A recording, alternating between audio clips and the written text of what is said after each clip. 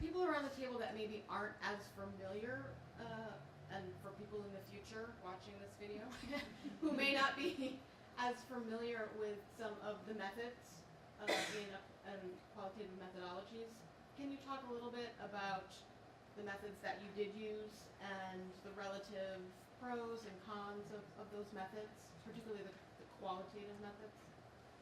So I used a variety of methods in my research. The first one was interviewing what are called key informants.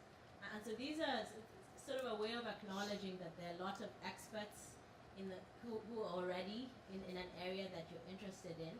And so I began my work by interviewing these key informants, so people like community leaders, district officials, researchers in the area, people who worked for non-governmental organizations or NGOs, to ask them why they thought HIV was really high, both in the community, in the part of Kenya was studying, as well as among young women in particular. And in one case, I also had already drafted some potential questions I was going to ask, so an interview schedule, and I shared that with key informants to ask, is there something I'm missing? The questions I need to ask, or better ways of asking questions. And even things like compensation, right? So should I pay my respondents when I do interviews? Again, acknowledging that norms in the US are different from norms in other parts of the world. And so key informant interviews are really a great way to begin fieldwork. The other method I used was participant observation.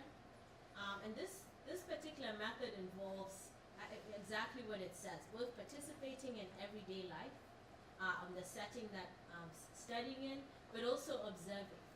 So a lot of time spent in especially new communities is observing ways of life, because sometimes what people say and what people do are aligned, but a lot of times what people say and what people do are not aligned, right? So we often don't really know what we're doing. we have thoughts about what we're doing, but we are not always, the two don't always match. Then I also did individual interviews. So I interviewed young women, I interviewed young men, I interviewed middle-aged men and women, I interviewed older men and women, in addition to the key informant interviews. And then I also did focus group interviews. So these are interviews that involve groups of 6 to 8 people. And these are really great at getting at norms. So things that are considered common sense in a particular community, or things that, or getting a sense of the culture of a place. So it's great because you can sort of introduce something or ask a question, and then someone will make a comment, and then everyone will either agree or disagree or laugh or comment or joke. And so you have a sense of what people really think, about that issue. So for example, someone would talk about, I'd ask, is it okay to have boyfriends in this community? Everybody starts laughing. And then one person says, no, it's not okay to have a boyfriend, you should focus on school. And someone else says, yeah, that's what the teacher says, but really, this is what we do. And so then you get a conversation. And so you're just sort of sitting back and listening. And every now and then asking questions, so you really try and understand, how do people in this setting understand a particular issue? Yeah, so those are some of the qualitative methods that I use. Great. And I think you've clearly illuminated some of the benefits of those particular methods. In your experience and from your perspective, were there any downsides associated with any of those methods that you just shared with us? So if I take the example of focus group interviews, as you can imagine, they're great at getting at norms, but they're not necessarily great at getting at what's really going on, right? Because when people are in a group, there are things that they just won't admit, that they will admit off when they're not in a group. So I would sometimes do focus group interviews, and then I would ask if individuals wanted to do individual interviews with me afterwards. And sometimes what was said in the group was clarified in the interview. So I heard a different story in an individual interview than I heard in a focus group. Or an example that someone said in the individual interview, I realized was actually this person, the person I'm interviewing to whom it happened. And so sometimes, what you're getting in focus groups is common sense or norms, but what is missed is the sort of individual life experiences that people may not want to admit to their friends. The other piece too was taping. Right, and so I taped all my interviews so I could transcribe them, because it's always nice to have quotes that you can use or analyze. But there are a lot of things, again, people won't tell you on tape.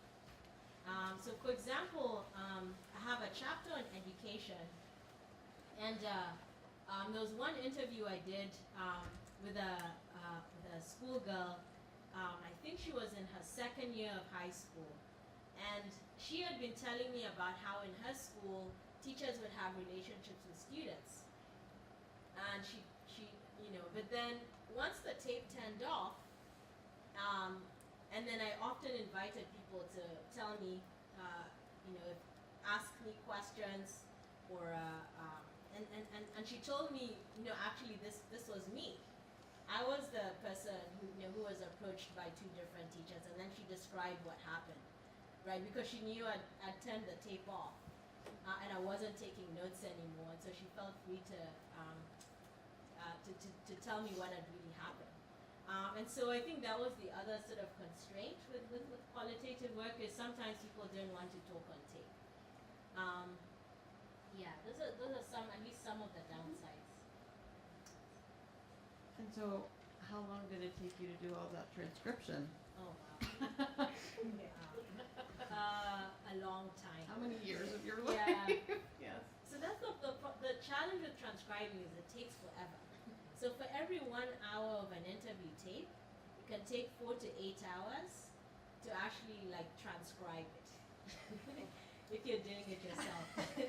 And then the challenge too is my interviews were in multiple languages. And so at the time I was doing my fieldwork, I learned Luo, the ethnic group language, which is sadly very rusty because I haven't spoken it since I was in the field. Swahili, the national language, as well as English. And so interviews were often in all 3 languages or in 2 languages, and very rarely one language, right? And so someone would start off talking in English and then switch to Swahili, back to English, and then switch to Luo, back to English in the course of the interview. So transcribing was tricky, right? Because you're not only sort of word for word translating, but you're also trying to unpack the meanings, right? Because I think so I had a research assistant, and so she helped with some of the transcribing. I want to say I did about 60% of the transcribing, but she was a Luo, and so I had her transcribe the purely Luo interviews because I wanted to make sure they were completely accurate.